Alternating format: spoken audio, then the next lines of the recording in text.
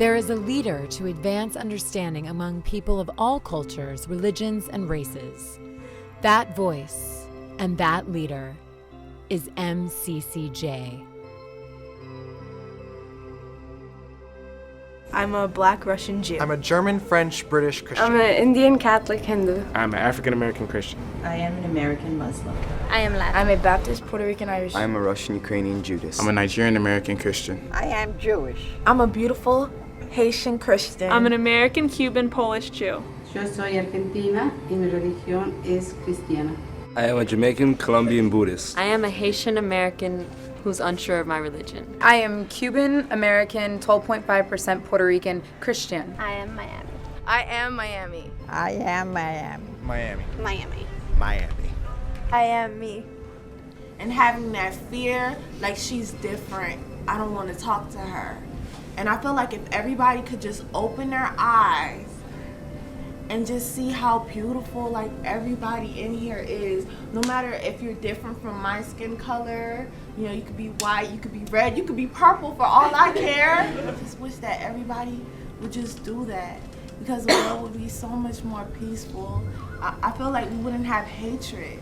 I just feel like there would just be love. The worst stereotype I've heard is that blacks are ignorant. You know what I'm saying? And that they're naturally ignorant by their genetic structure. It's inherited. They say that Latins are the thing is that we're very passionate about everything we do, everything we say, and people sometimes tend to judge us because of that, you know? The worst thing I've ever heard is the word spick. Anyone who doesn't know about MCCJ, I would definitely tell them about all the fantastic programs that they have, and my particular favorite being Heritage Panel. It teaches students leadership skills. It teaches them to get to know themselves and to appreciate themselves and others for who they are as a human being, not based on anything else, not on their heritage or the color of their skin or their faith, but just for the human being that they are. The kids are affected in various ways. Certainly they grow as presenters, as public figures, as speakers. Certainly they grow as human beings, because regardless of what we like to believe, we all have some preconceived notions, and the kids get to learn about those. The notions get challenged in the training. And I've seen it open avenues to kids that were shut down and were afraid to speak to anyone and afraid to let anyone know who they were. We have to work very, very hard so that everybody, and every child in particular, has all the possibilities of realizing their potential. Basically, my story is about my family and about how people reacted to it. I grew up with two moms. They're lesbians, and when I was 8, they divorced or split up or whatever. And now they both have a wife or a girlfriend. One girl who is really religious came up to me and said, you know, your family's living in sin, but my family's willing to adopt you. I'm like, alrighty then. I felt so misunderstood and so confused about what was going on that no one was stopping to ask me what was going on. Instead, they were just looking at me and judging what they saw. And I look at her and she's like, what's wrong with you? You're not you. You're somebody else. You're not Indian. You should be ashamed of who you are. You forgot your culture. You forgot your language. You forgot everything you are. And I'm like, how could you say that to me? Like, how could you? I mean, you still think just because I'm dressed differently, I look a little different, that I'm not who I am? When your friends are doing something, it's like, you don't. It's hard to be that one to stand up and be like, you got to stop. This is wrong. This isn't what we're supposed to be doing.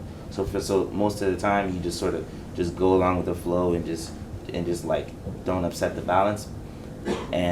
But in the back of my mind, as we were making fun of this kid, it always dawned on me that this isn't right. This is wrong. Like I don't even know this kid to be making fun of him or to be calling him outside of his name by any means at all. They asked if I wanted to be in the program, and I really believed in what they did, so I kind of agreed to it. And then they explained that we were going to go through a 2-day training.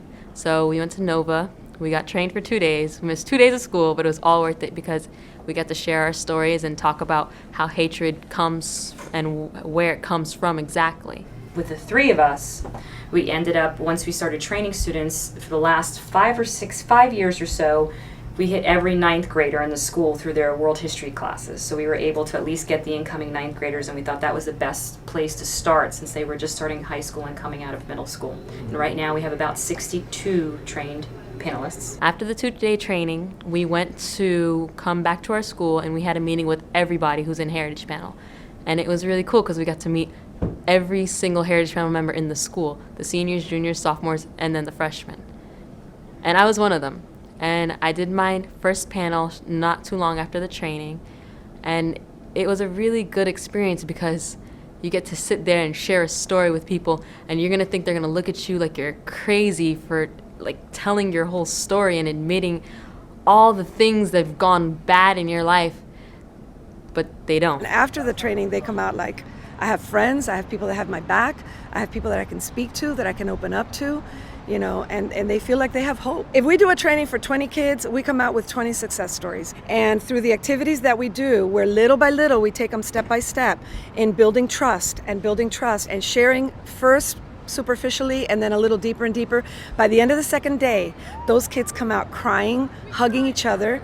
You know, really you can feel it in their hearts that they now feel like they're going back to school with 20 solid friends. If MCCJ never trained me, I wouldn't be doing this. They gave me a vehicle that I could use and give it to our kids who they're it.